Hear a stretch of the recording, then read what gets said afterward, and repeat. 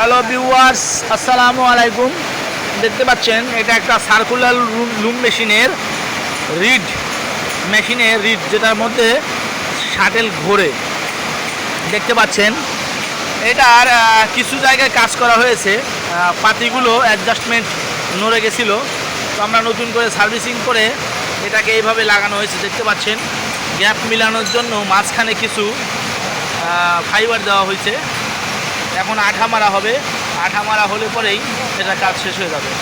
দেখতে পাচ্ছেন তো আমরা এরালাইট আঠা মিক্সিং করতেছি।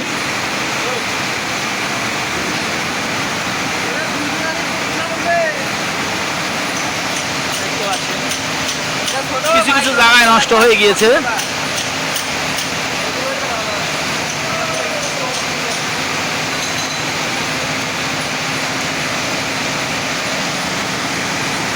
এইখানে আঠা দেওয়া হবে এর ভিতরে।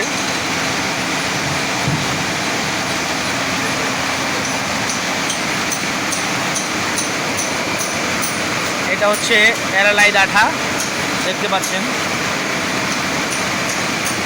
দুটি আঠা মিক্সিংয়ের সমন্বয়ে একটা আঠা তৈরি হবে। ওই আঠাটা এইখানে লাগানো হবে।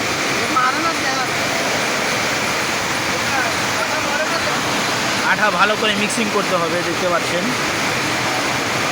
মিক্সিং করার পরে একটা কালার ধারণ করবে, তাহলে বুঝতে পারবেন হয়ে গেছে।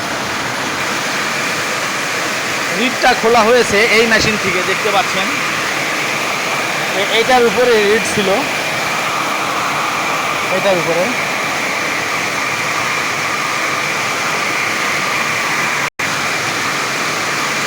এইখানে রিডটা ছিল, দেখতে পাচ্ছেন।